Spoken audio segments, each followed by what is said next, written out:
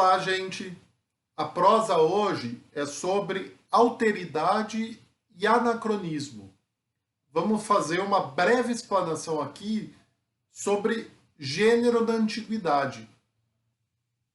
Tal qual a gente fez com relação ao Senado, à democracia, hoje a gente vai pensar então outro aspecto do mundo antigo em sua especificidade, mostrando então o perigo do anacronismo e a necessidade de abordar outras experiências humanas no espaço e tempo, de modo a formar então alunas e alunos críticos,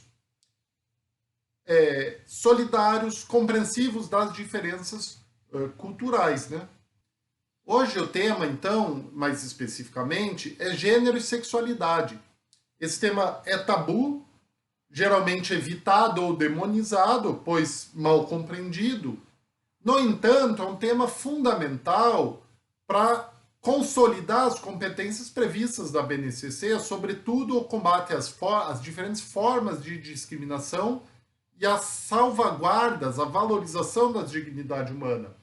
Um breve exemplo: ninguém contesta a importância da liberdade religiosa, de que o sujeito, então, tem a sua adesão religiosa respeitada.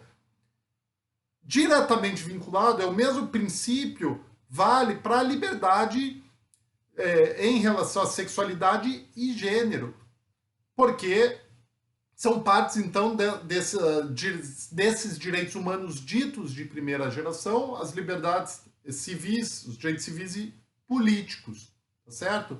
Então, se a gente não aborda esses assuntos, a gente está sendo conivente com a perpetuação de estigmas sociais. Quem conhece a realidade de escola sabe que a forma mais banalizada de preconceito entre, principalmente, alunos meninos, é tratar os outros como bichinha. Então, num sentido de desclassificação, de inferiorização desse outro. Esse outro que, caso tenha uma identidade de gênero ou uma sexualidade não heterossexual, ele já vai inculcando, então, preconceitos relacionados a essas pressões, a esse assédio moral que busca o inferiorizar o tempo todo. Não é à toa os muitos casos de evasão de escola envolvendo sujeitos não heterossexuais, ou mesmo, nas situações mais drásticas, suicídios decorrentes da não aceitação pelas famílias da condição sexual de seus filhos. Então, como que a gente não vai abordar isso na sala de aula? É ferir a própria necessidade, então, de uma formação plural que respeite a dignidade humana, inclua todas e todos, sem preconceito. Obviamente, a gente tem que ter um cuidado com a faixa etária dos alunos, ou adequar os conteúdos, as reflexões, à faixa etária deles e delas, é óbvio. Por outro lado, a gente não pode ser omisso sob o risco de estarmos contribuindo para excluir esses sujeitos dos espaços escolares, certo? Para começo de conversa, quando a gente está falando aqui de homossexualismo, homossexualidade, parece que são palavras que têm uma validade temporal ilimitada, mas não é verdade. Pensar relações de pessoas do mesmo sexo a partir desse conceito, homossexualidade, homossexualismo, é coisa do século XIX, começo do século XX. Então essa palavra vem no sentido de classificar o relacionamento sexual, afetivo de pessoas do mesmo sexo como uma doença, uma patologia. E isso vai ser superado pela Organização Mundial da Saúde, mas recentemente, que vai remover, então, o homossexualismo da categoria de doença. O termo mais adequado diante disso, veja então como o próprio uso de um conceito demonstra o anacronismo. A gente pensar na homossexualidade no mundo antigo é anacrônico, porque as próprias valorações das relações sexuais e afetivas do mundo antigo era radicalmente distinta. Por exemplo, a palavra de pederastia. quando a gente fala pederasta, a gente está pensando aqui num sujeito que abusa de crianças, de um sujeito, então, eticamente comprometido, que viola as normas sociais, então, um sujeito que não consegue controlar seus impulsos sexuais. No universo ateniense, mais especificamente na elite do século 6, 5, houve uma significação positiva da pederastia e sua prática como um ritual de iniciação do cidadão, do futuro cidadão. Então não era má vista a relação sexual entre um cidadão formado adulto e um jovem. Isso era parte do próprio processo de formação de cidadania desses sujeitos. Vejam como, então, é uma realidade muito diferente da realidade atual. Não havia, então, uma colagem entre esse ritual de passagem e a desqualificação desse sujeito para exercício da cidadania. Claro que o ideal cultural era a virilidade. Então você tinha um modelo de virilidade associado ao guerreiro, ao agricultor e ao corpo, em oposição a sujeitos que exerciam outras atividades relacionadas ao espírito que eram tidos como afeminados. Então, olhem que interessante como, então, havia uma normalização das relações sexuais de pessoas do mesmo sexo, de homens. Então, isso, em momento nenhum, colocava em risco o caráter da cidadania desses sujeitos. Não havia um juízo de valor negativo, sobretudo em relação ao papel ativo da relação homossexual masculina. Já o papel passivo era relacionado à submissão aos aspectos femininos, portanto, tinha na vida adulta uma conotação negativa. Então havia um processo de associação desses sujeitos efeminados aos estrangeiros, então aos hábitos, por exemplo, dos etruscos se depilarem. Olha que coisa interessante.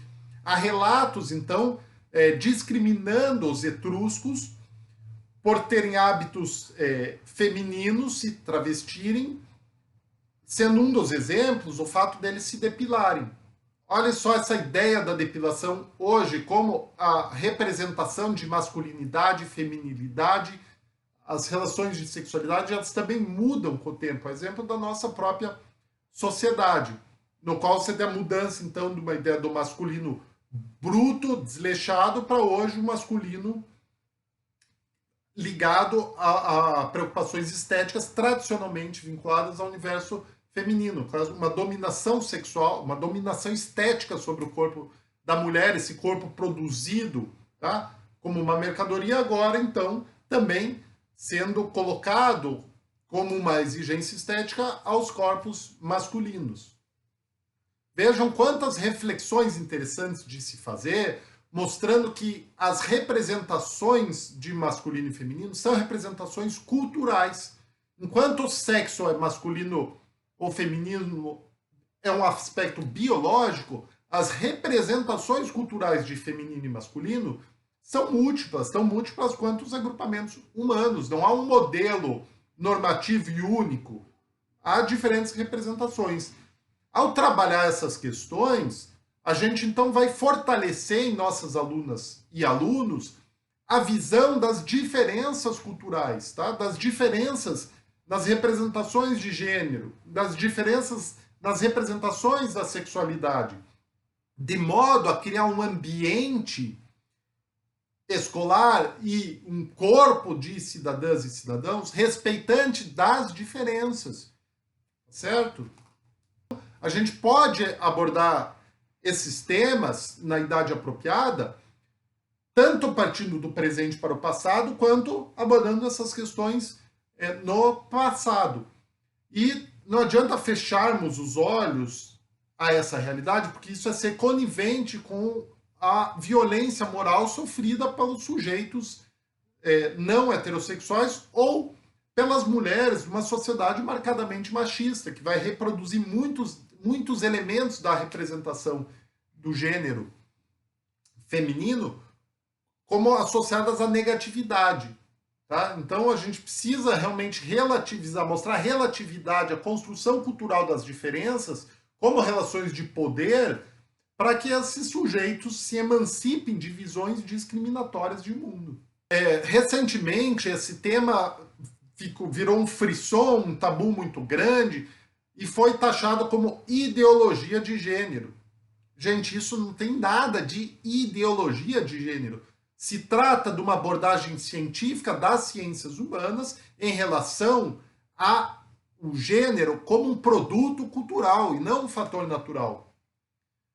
Seria ideologizar, ou seja, alienar da realidade, dizer que só há uma representação cultural de masculino e feminino comum a todas as culturas humanas em todos os tempos. Isso não é verdade.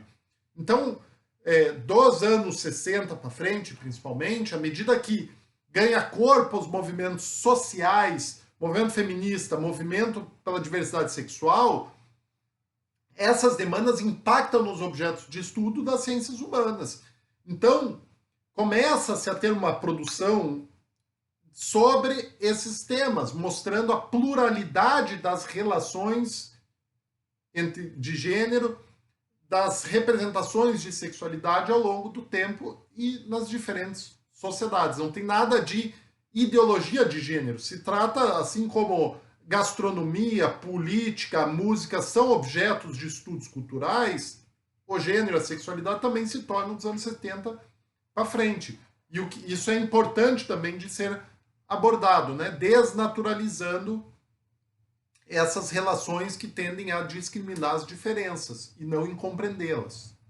Na sequência, gente, então eu preparei duas leituras aí para a gente se aprofundar sobre esse tema, observando outras experiências, e eu vou sugerir aqui na sequência outras leituras para quem realmente quiser ir mais a fundo, entender a representação do feminino na Mesopotâmia antiga, aspectos da feminilidade no mundo romano.